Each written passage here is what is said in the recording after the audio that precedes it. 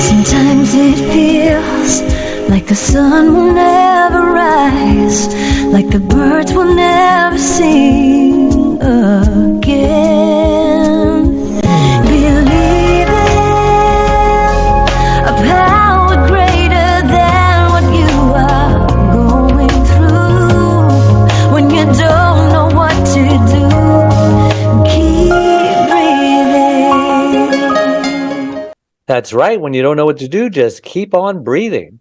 From the City of Angels in Los Angeles, welcome to all my listeners out there in Radio Land. I'm Dave, the Caregiver's Caregiver, at caregiverdave.com, along with my lovely co-host. No, she's not here today. Never mind. It's just me. Anyway, we're coming to you live and on demand 24/7 on numerous syndicated radio and podcast networks on 26 global audio and video platforms, including iHeartRadio, iTunes, YouTube, Spreaker, SoundCloud, Vimeo, Stitcher Radio, Blog Talk Radio, CastBox. Oh gosh, the list goes on and on. In fact, we are proud to be voted #1 caregiver podcast of the top 50 on Player FM, and #2 on FeedSpot out of the top 60, and #2 on caringvillage.com. And we have an especially exciting show planned for you today. We're going to be talking about stop people pleasing. Hello. Learn how to say no, the most important word if you're a caregiver. As a speech language pathologist, life coach for more than 25 years, and the author of 3 books, Tsgoyna has helped thousands of stroke survivors and their caregivers transition after stroke, brain injury, and stinkin thinkin to the next stages of their lives. You don't have to have a brain injury to damage your brain. You can damage your brain through the thoughts you think and the language you use. She specializes in working with clients on simple, functional, and integrative strategies for improving well-being using stress effectively, enhancing communication, and finding meaning and purpose in life. And she's the author of 3 books, as I said. But before we continue, I want to take this moment and thank my last week's guest, Dr. Wayne Pinkering. He's an author, national performance coach, life management consultant, professional speaker, and personal success coach with over 26 years experience. And just a reminder, you can watch or listen to that interview and all our interviews on our membership website, caregiverdave.com, or any of our other 26 global audio video platforms that I mentioned earlier. All right, enough of that. Tsgoyna, welcome to the Caregiver Dave Show. And we just love to ask our first-time guests, even though you're a second-time guest, we're going to ask you anyway, who is Tsgoyna and why was she placed on this earth? Oh, God, I love that question. And as a question I ask myself often, so I thank you for this opportunity. I really have come to realize, I think I was placed on this earth to be of service in the pursuit of truth, in the pursuit of making things easier that are challenging, in the pursuit of creating a feeling of empowerment for people, especially as they face difficult challenges. So it's, the heart of a teacher, the energy of a guide and a coach, and perennially curious. That's me. Perennially curious. Yeah. Here's a couple of words you don't hear very often. Well, so the topic of our show today, to burned out caregivers who are most of our audience, is learning how to say no. And I always say, you have to learn how to say yes. You have to learn how to say no. Actually, when to say yes, when to say no. That was the title of one of my books. And, it's my life too. It's your life too. You deserve a life. You're not in caregiver prison. You aren't locked up for, life. And so I teach that practice saying no in the mirror. You can say no about 100 different ways. I know my mother, my gosh, there's a Freudian slip. My wife, sorry, honey, my wife had a stroke, and no is her favorite word. She could say no so many different ways with tonality. She goes, no, no, no, no, no, no, no, no, no, no. So we're going to talk about how caregivers can say no, because a lot of times they're people pleasers. A lot of times they're enablers. A lot of times the loved one rules the roost, like my 2-year-old great granddaughter rules the roost. They have a way of just figuring out how things work, and they control them. So go ahead. Well, and it's so interesting you bring up your granddaughter right away, because no is one of the first words that children learn, and they learn how powerful it is that they have sovereignty over themselves. And, fighting with a 2-year-old who's saying no is a formidable partner. I mean, quite honestly. And it's interesting that no has so many negative connotations, when in many ways, saying no is really a gift that we give to ourselves and to other people. Indulging them, allowing, is often what we think is giving. We think it's being nice. And I really want to question the notion of being nice as a person who is a people pleaser, right? When I first started to really learn about this, I was the first person to say, no, I'm just being nice, right? What's wrong with being nice? Well, the problem with being, quote, nice is that it looks like it's nice up front, but the reality is there's a lot of resentment that gets carried along. And so even though you might be doing something with a smile, the smile is gritting the teeth. It's seething with resentment. And that's not really nice. It's not nice for the person you think you're being, quote, nice to. And it's certainly not nice to oneself. And you said something, Dave. You said it's not caregiver prison. That goes to a thought. And I will say that so much of the work that I do is really getting people to see their thoughts. What we think are facts are so often our thoughts. Right. We describe a situation and we are certain that it's factual, like we're just giving an observation. Like, my partner is always yelling at me. Well, could that be proven in a court of law? What does the word yell mean, right? What decibel level equals yell? And what do you make it mean that your partner is yelling? We have thoughts about it, right? That thought may be that partner is elevating their voice to do a certain thing. But my point is, it's not the circumstance that is the problem. It's what we make a circumstance mean that creates a thought for us. And then our thoughts create a feeling. And a feeling can be resentment, it can be anger, it can be overwhelm, it can be victimization, it can be any of those things. But our thoughts create our feelings. And when we feel a particular way, we take certain actions. So if we bring it to the people pleasing and the saying no, sometimes a person says or has the thought, if I say no, they'll think I'm not good, or I'm not nice, or I'm not serving them. And when we think that, we may have a lot of different feelings. We may feel nervous. We may feel hopeless. We may feel embarrassed or ashamed.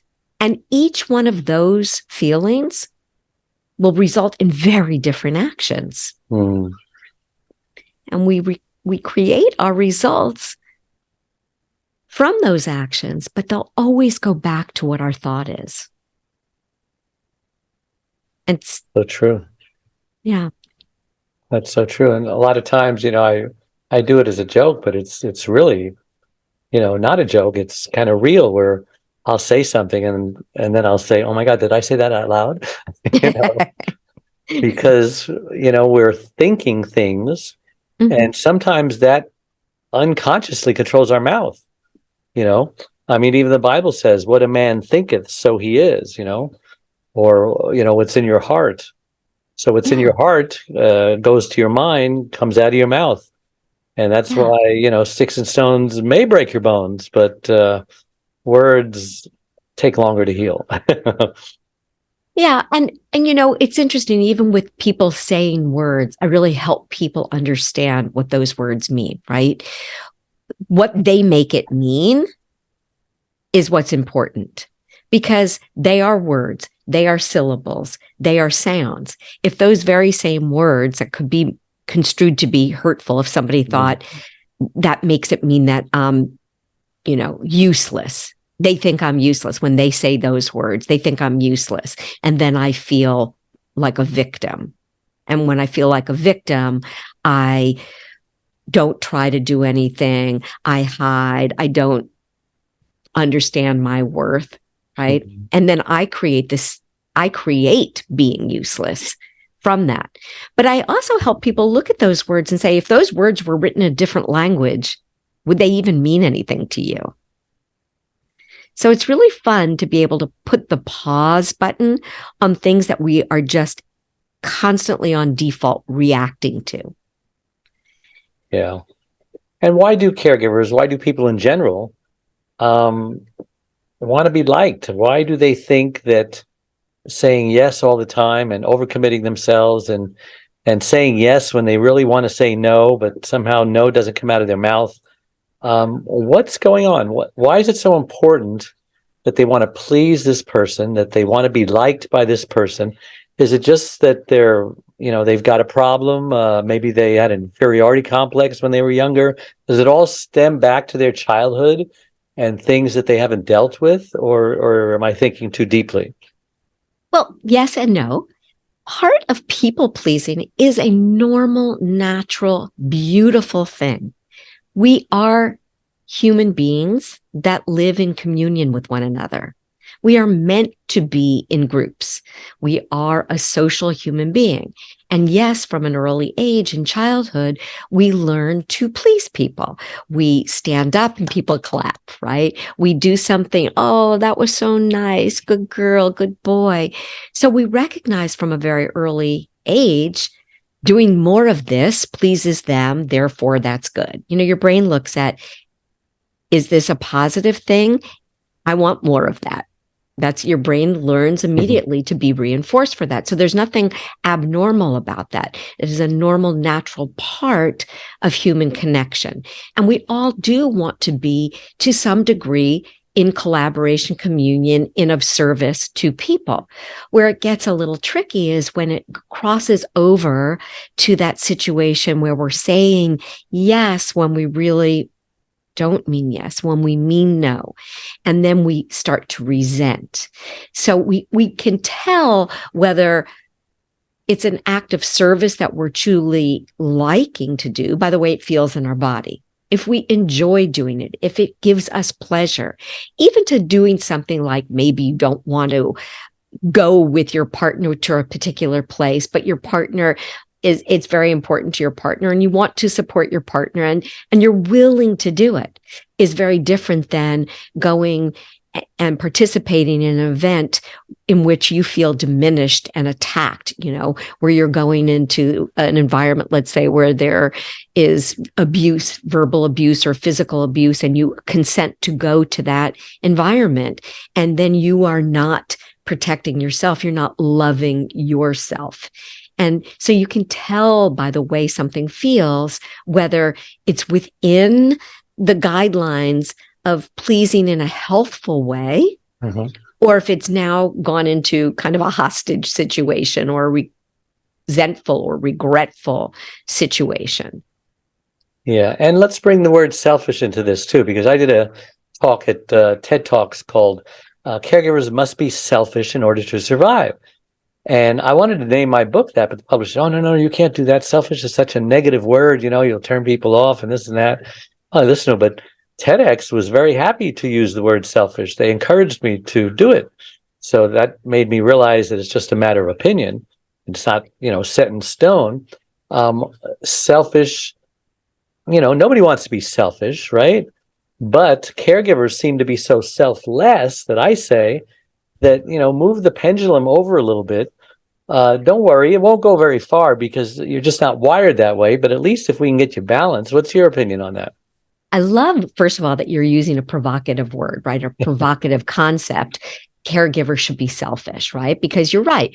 The natural, normal connotation between selfish is that's really self-indulgent and who likes that? And you're too big for your britches and, whatever. But we must be taking care of ourselves in order, first of all, who else is going to take care of us?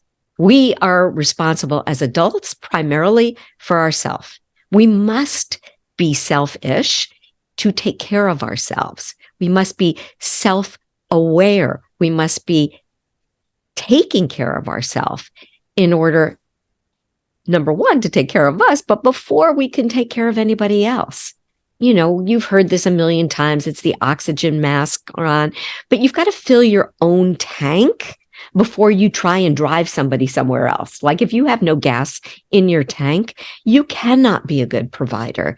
It is absolutely critical that you do take care of yourself. And Dave, you know better than anybody else the statistics on caregivers dying prematurely because they literally are worn out. They are not replenishing themselves. They're not taking time to eat properly or get enough sleep or go to their doctor appointments or go to their dentist appointments. They are not doing that as what they think is an act of service, but it becomes an act of self-destruction. Yeah. They're not on their calendar. Everybody else is, but they're not in their personal time. And the Bible even says, you know, love others as you love yourself. And a lot of people really don't love themselves because they give and give and give like they were paying penance, like they are unworthy of anything good. So I'm just going to devote my life to giving, you know, like I'm in prison at the rock pile, you know, making big rocks turn into little rocks. But it doesn't work that way, does it? No, and I think sometimes caregivers inadvertently get into these situations because, you know, as you well know, there are many things to do. And I know that in the beginning of your experience with your wife, you had your own struggles, right? Like because there's no manual for this. Nobody tells you how to do this. And you start to assume all these responsibilities till it gets to a place where you just go like, whoa, there is something that is very out of balance here. So it can start very innocently. And unless it is elevated to the awareness level, which looks at, you know, how can I take care of myself? People think all the time, there's nobody else to do it. Now that's a thought. That's one of those things that falls into a thought. And they're going to go, no, I'm telling you with 100% certainty, I have 6 siblings. I work with a guy like this. I have 5 siblings. Nobody else is doing that. That was factual. His siblings didn't choose it, right? His thought was, I have to be the only one. And we know that that's a thought and maybe even a noble thought, but we know it's not a fact because not one of the other 5 chose that thought, right? Mm-hmm. He could not have done it. There would be consequences for him not doing it. His mother would have had different care. So I helped him understand when he was thinking, there's nobody else, it all falls on me. Uh-huh. That thought created a feeling of resentment for him. And when he was feeling resentful, because he was thinking, I'm the only one taking care of her, the actions he took were very interesting. He ruminated about how terrible it was for him. So he used energy for that. He didn't look for any other options. He complained to others about his siblings. He didn't find any ways to do that. And the result for him was he prevented himself from seeing any other opportunities. And as we started to finally talk and we started to look at what possibilities were, not to necessarily go right to the action line, but to shifting the thinking. What if I wasn't the only person that could take care of her? How do I feel when I think there may be other people that could help? Started to shift his perspective a little bit and to open up his focus. And it was really remarkable to see. I mean, it took quite a long time with him because he was very committed to this idea that it all falls on me. And that Well, it was, and motives, maybe he feels uncomfortable thinking that someone else can do what I do. Maybe, they'll replace me. Maybe I won't have anything to do. Maybe mom won't, think I'm as great as I was because I took care of her. Now this other person is. Maybe that's where his self-worth comes from by doing that. A lot can be 100%. uncovered. You're right. It's 100%. That's why just jumping to the action line to finding another caregiver wasn't the answer. Because you're right. Like, even when he would go to his siblings' house and if they wanted to do something like toilet his mother, he was right there to control what was happening because Right. only he knew how to take care of her. Right. And so you're right about that. And I tell people, who I have this Acapulco trip. I can't leave for Acapulco. I've got to take care of, so and so. Nobody can care for her the way I can. And I says, you're probably right. Nobody can care for her the way you can. But you know what? You don't need to find someone to provide perfect care like you provide. You just need someone to find adequate care. And when they come back, they'll appreciate you more. Absence makes the heart grow fonder. And you need to explain to them that when you get away, you recharge your batteries, you come back rejuvenated, and you'll be a better, a happier caregiver. And so will you be a healthier and happier loved one. Yes. Yes. And that's a beautiful thought. It's great, right? You don't need to find somebody that's going to provide perfect care or care just like yours, right? Because it's like a substitute teacher. Everybody knows the subs aren't as good as the teacher. Well, and then sometimes there's a unique thing that happens, and that's a wonderful experience. That other thought is, I have to take care, feels very energetically different than I want to take care. Mm-hmm.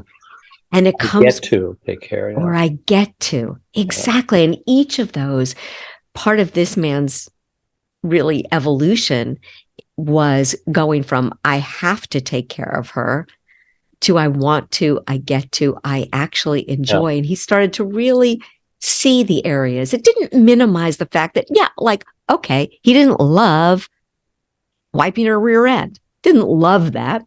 But every job we have has a 50-50, right? Yeah. And as he realized those kinds of things and tuned his attention towards the parts that were really positive for him, as well as finding ways to nourish himself, it made a huge difference in his life. Yeah, and it was very empowering to me to go to my first support group, 27 years ago, realizing that, wow, they're giving me permission to be selfish, to take care of my needs first, put my oxygen mask on first. And so I can't even count how many times I have told my wife over the years when I'm doing something and I need to do it first. No, she wants me to do something for her first. Mm-hmm. And, she's just impatient. And I'll say, honey, they taught me in caregiver support group that I must put my needs first. So I'm sorry. I have to do it first. And, it shuts her up. And I get a great excuse to do it first. Because, they said I can. They give me permission. I have permission. I've got a card. And I give everybody out there permission. Put your needs first. If you both have to eat and you're both hungry, and you're a little weak with hunger, eat your food first so that you can feel strengthened and rejuvenated. Then you can serve your loved one, without skimping and being in a hurry and being impatient and skipping some things. And let them know that, it's necessary that I go first. Because if I go down, you go down, Absolutely. The analogy of the plane. Absolutely. It's so funny when I'm on a plane and they do it, I usually go to sleep. And one actually woke me up, one steward. And he says, sir, this is very important. And I smiled and I says, yes, I know. I teach this every day. That's so funny. But they didn't believe me. But yeah. Well, and saying no, like you say, is it an art? And I'll tell you why. When we say no, there's two kinds of hard. There's the hard part of saying no up front, where we feel uncomfortable, where we feel like somebody's going to think something bad of us, or we feel guilty. There's that initial no response that feels a little uncomfortable, but the goal is to have that long-term internal integrity with it, versus the one where we say yes more quickly because we're avoiding that initial discomfort. Right. Because we know that if we're going to say no, somebody is going to be irritated. It's not what they want. We're not meeting their expectation. And that's why I say practice it in the mirror, have a nice face, have a smile. Gee, I'd really, really like to, but I just can't. I agreed to do that, but you're asking more of me. I think you need to find someone else. And look at yourself. It doesn't look as bad as you think it looks when you're saying it, and you can make sure you have the right face on, the right tonality, the right empathy in your voice, and one of my coaching clients just recently told me, you're going to be so proud of me. This lady who I usually help came up and she says, okay, thank you so much for agreeing to do this. I said, sure, no problem. She goes, oh, and also this other thing that I'd like you to do. And she goes, wait. What other thing? She goes, oh, it's just And she goes, oh, I'm sorry. I didn't agree to do that. I don't have time to do that. You'll have to find someone else to do that. She goes, I would never say that before I started coaching with you. She goes, all of a sudden, I just felt empowered. And she says, oh, okay. Yeah, I guess you are doing a lot. Thank you. I think I can ask so-and-so, And that's a beautiful thing. That was the other part of what I was going to say, that no upfront, or I was saying the second one, that when you say yes to just stop the concern from the other person, shows up later as resentment. So you're right, saying that initial no. And no, by the way, is a complete sentence, as we've heard before, right? Sometimes we feel like a need to explain, and going is like, no, sorry, I'm not going to do that. Thank you, though. I appreciate you. And you can do it in a way. And if they don't take no for an answer, then you say, what part of no don't you understand? Yeah, exactly. And there's a way to even sandwich it. There's a sandwich technique, which is you acknowledge this person first with a positive thing. Thank you so much for thinking that I could take that on. I appreciate that. You're very dedicated to your work. I'm going to say no. The answer is no, I can't do that. I'm sure you will find somebody else that can. So you've now put that no in there. You've acknowledged them and you've let it go. I think it's a really important part of standing up for yourself. But then the next part is you must have your back. You must have your back. And this goes a little bit into boundaries. Can I talk about that for a second? Of course. Yeah. So a boundary is really something meant to protect oneself. It's a request of a person to do something. We don't always have to verbalize our requests, right? But a boundary is something that is done out of love to protect ourselves. So, for example, a boundary might be that I don't respond to phone calls after a certain period of time. Mm-hmm. And, you can certainly state something to somebody, which is, I'm letting you know I don't respond to phone calls after 8. Mm-hmm. I appreciate if you don't call me after 8. But then, so that's a request. And then the action you take if that request isn't met. So as soon as you answer that phone after 8, you have violated your own boundary. Mm-hmm. If your boundary is truly to do that because you're trying to protect your sleep, you're trying to dissociate yourself from the work. It's not meant to manipulate anybody. It's meant to protect you. It's meant to create that safe space around oneself, out of love for yourself. And, it's about a person deciding what they will or won't do or won't engage in. But the most important thing to know is that if you do set a boundary, whether you verbalize what that request is or not, and you have a consequence for that, then you have to follow through. Otherwise, you are violating your boundary. Wow. Time has really flown by here. I always say time is the enemy. One last thing you'd like to say before we wrap it up? Well, can I show some of my books as resources? Of course you can. Oh, well, good. This book, I hope you can see it. Yeah. Yes. It's called the Caregivers 12-Week Journal and Workbook. This is a great book. It is so simple to use because it's mostly some circling things, but it focuses your attention in literally 3 minutes. In 3 minutes, you can start your day and journal about, did I take my meds? Did I check my vitals? How do I feel? How is my energy? What do or can I appreciate? 3 little things to tune our brain, write a goal or an intention for the day, and then write today's most memorable event. There, are things like, did I drink enough water? Did I practice mindfulness, meditate, or pray? Those are some of the daily things. But other things that will help caregivers in this is you may have questions. And what I see happen with caregivers is that they have thousands of pieces of paper everywhere. This book consolidates whether you're taking your loved one's vitals. It's all in there. You take a snapshot picture of it, you go to your doctor. It's all in one place. If you have questions, there, the physical therapy, the emotional, all in one place. And they're just, the first thing is a caregiver's pledge. Can I read that to you? Yes. So this is a pledge that I really encourage people. Today, I pledge allegiance to myself because I am worthy and deserving. I pledge to care for myself first because only then I can serve others. I pledge to honor my needs for sleep, water, nourishment, and peace of mind. Today, I pledge to look for small wins. I pledge to take breaks and breathe mindfully. I pledge to acknowledge myself and appreciate myself, not in spite of my circumstances, but because of them. Beautiful. Yeah.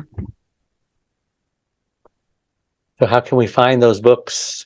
Yes. You have 3 books, don't you? I do. I have Just Decide, Fail-Proof Strategies to Uplevel Great Your Life, title. Career, and Relationships. And this one, Hope After Stroke for Caregivers and Survivors. These are all on Amazon. And now is a good time to get them. Amazon is increasing their printing costs. So the Really? books will be, and June 23rd, they're raising their prices. So, now is the time to purchase them. And they're actually on a very kind of low sale price. Because normally the book is selling for $17.99. It's selling for $11.99 right now. And the Just Decide is on sale. So, so Amazon is the best place to find the books. You can find me at Tsgoyna.com, but that's kind of a hard name to spell. So you can go hope-stroke.com, and you can also find me that way as well. Cool. Well, I can't believe how fast our time has gone today. Thank you so much for coming on the show.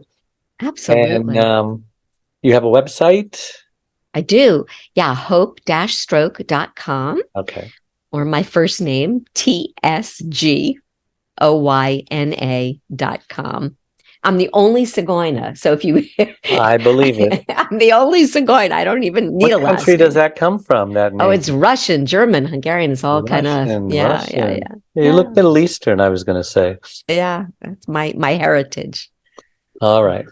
Well, thank you again for coming on the show. And for everybody else, my newly released book, Secrets from the Hammock, Uncommon Wisdom for Uncommon Times, is spreading wisdom all over the world, available wherever books are sold, also on my free membership website, caregiverdave.com. And if you join my Caregiver Dave Facebook community of 34,000 caregivers, you will learn all about my new Acapulco Villa Caregiver Wellness Retreat and Vacation offer to burned out caregivers, just trying to keep as many of those 30% of caregivers who die before their loved ones do alive. And if you check the like or follow button on whatever platform you're watching or listening to this interview on, it helps us reach even more caregivers by improving Google's search engine algorithms. So again, thank you so much, everybody, for tuning in every time, every Wednesday, and making us the #1 caregiver podcast on the internet. So until next week, same time, same channel, may God richly bless you all. Bye-bye.